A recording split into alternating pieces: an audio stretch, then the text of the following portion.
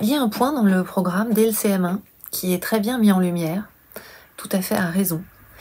C'est un point qui vraiment soulève une difficulté chez les élèves. Prenons un exemple. J'ai ces 5 dés, donc 3 dés sont roses et 2 dés sont transparents, et je m'intéresse à la couleur d'un dé extrait parmi ces 5 dés, sachant que je considère que je les extrais au hasard, donc que les dés sont indiscernables au toucher, je ne les vois pas pour les extraire. J'ai 2 issues, l'issue rose et l'issue transparent. Ici, je n'ai pas autant de dés roses et de dés transparents. Autrement dit, la probabilité de l'événement rose est de 3 sur 5, 3 cas favorables sur 5 dés, et la probabilité de transparent est de 2 sur 5.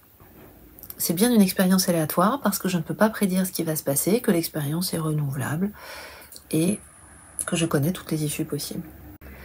Comme ici, je n'ai que 2 issues possibles, rose et transparent.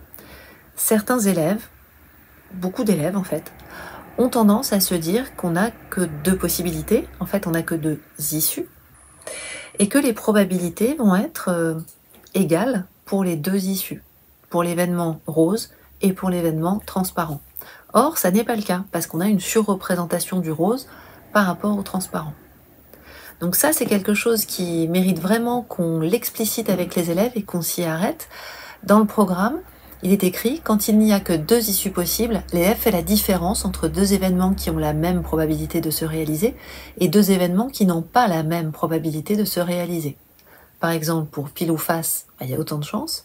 Mais par contre, demain à Rouen, il pleuvra, ou demain à Rouen, il ne pleuvra pas, il y a 2 possibilités, mais pour autant, il n'y a pas forcément la même probabilité de se réaliser.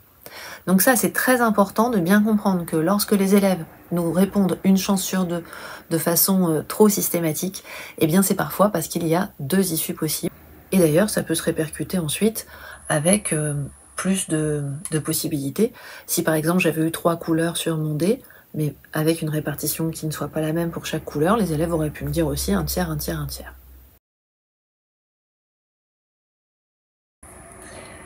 Dans le programme de CM2, on nous parle d'équiprobabilité. Alors non pas pour en parler directement aux élèves, mais c'est important que nous sachions reconnaître des situations d'équiprobabilité qui sont d'ailleurs celles dans le cycle 3 dans lesquelles nous allons nous placer.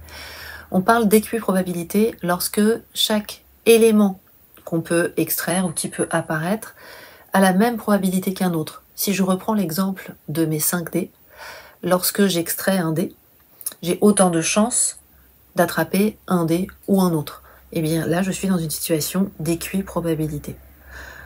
À peu près toutes les expériences de base, en fait, avec lesquelles on découvre les probabilités, sont des situations d'équiprobabilité. Qu'est-ce que c'est maintenant que le concept d'indépendance? Eh bien, en probabilité, l'indépendance est un concept très important parce que par la suite, on va étudier des événements dépendants et des événements indépendants. Pas dans le cadre du cycle 3, mais ça va venir. Je vais prendre un exemple. Si parmi mes 5 dés, j'en extrais un, je note sa couleur, je le replace, et je recommence. J'en extrais un, je note sa couleur, je le replace. Là, mes expériences sont indépendantes. Parce que comme j'extrais au hasard, sans regarder, et que mes dés sont censés être indiscernables au toucher, eh bien à chaque fois, chaque dé a à nouveau la même chance d'être extrait, en l'occurrence une chance sur 5. Et un dé que j'ai extrait la fois d'avant va pas se pousser dans le sac en se disant « bon non, on m'a déjà attrapé tout à l'heure, alors du coup, il faudrait que ce soit à quelqu'un d'autre ». De la même façon, lorsque je lance une pièce, même si je suis tombée sur pile, ma pièce va pas se dire « faut vraiment que je fasse un effort pour tomber sur face cette fois-ci ». Donc là aussi, les événements sont indépendants. Un cas de dépendance des événements, eh bien, par exemple, c'est si sur mes dés, j'extrais un dé, mais cette fois, je ne le remets pas. Et j'en extrais encore un ensuite.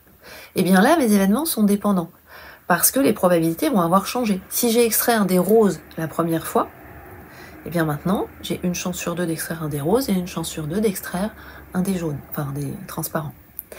Donc c'est ça l'idée d'indépendance. C'est important pour les élèves de bien le préciser et d'insister, là aussi c'est bien indiqué dans le programme, parce que certains élèves ont une idée du hasard qui est assez relative en fait, en particulier au travers des jeux. Ils vont penser que parce qu'ils ont fait un 6, c'est pas possible qu'ils fassent un 6 la fois d'après. Voilà, c'est ça en fait l'idée. C'est de leur expliquer vraiment ce qui se passe et le fait que si c'est indépendant et que c'est pas parce que c'est pas parce que c'est indépendant qu'on peut pas obtenir par exemple 10-6 d'affilée quand on lance un dé.